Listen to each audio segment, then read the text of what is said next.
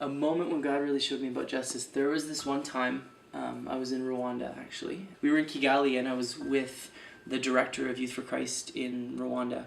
And they were showing us a bunch of the different ministries that they run and some of the different projects that they're involved with. And there's a school there and there's a whole bunch of agricultural farming projects and really, really great stuff. And then we walked across this sort of little ravine towards this building, and there was this big, empty, kind of long building with cement floors and giant windows. And there were about 15 women that were sitting in a circle in that room.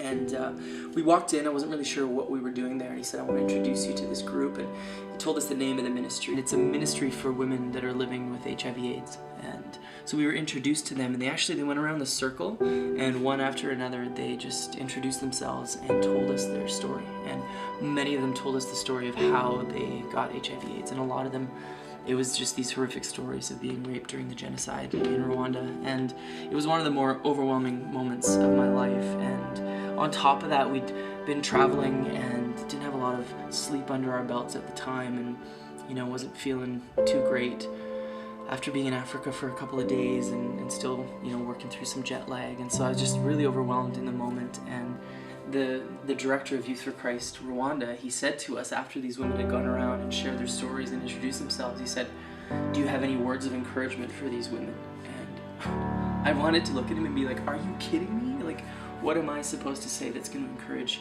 these women? And I was so overwhelmed in the moment, and so much so that all I could do was stare at my feet. And I just kind of chose in that moment. And it's hard to explain because I was really overwhelmed and felt like if I allowed myself to engage with that moment, that I was just going to melt down and fall apart. And for some reason, I felt like I needed to keep myself composed and together for the sake of the dignity of these women, because what would it communicate if I just melted into a heap of tears? And so all I could do to keep myself composed was just to stare down at my feet. And so I looked like an idiot, I'm sure, but I'm just staring at my feet trying to keep myself together. And in that moment I had one of the most intimate exchanges I've ever had with the Holy Spirit. And as I stared at my feet, I heard just the voice of God say to me, Graeme, look at me. Look at me. And I had no idea what that really meant. And but those three words kept kind of echoing in my spirit. Look at me. Look at me. And I finally just looked up, and as I looked up, there was a woman across the room whose gaze was just locked on me, and we connected eyes for what seemed like an eternity. And in that moment, God spoke to me and said, Graeme, Matthew 25 that you've been talking about and teaching about for years now is real. This idea that I am the least of these. When you do this for the least of these, you do it to me. It's real. It's not just a cute Bible lesson. It's not just a complex theological principle. It is this reality that when you extend yourself to that woman, when you come alongside and show her compassion and grace, when you journey with her towards hope, you do that to me.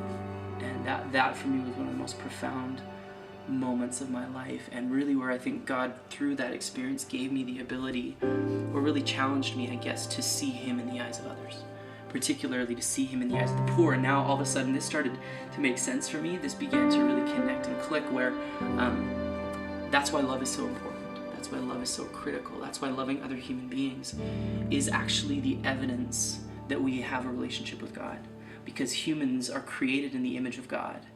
And if we are desperately in love with God and we see him reflected in the eyes of others, then we will inevitably love them, which is then the evidence of us having a love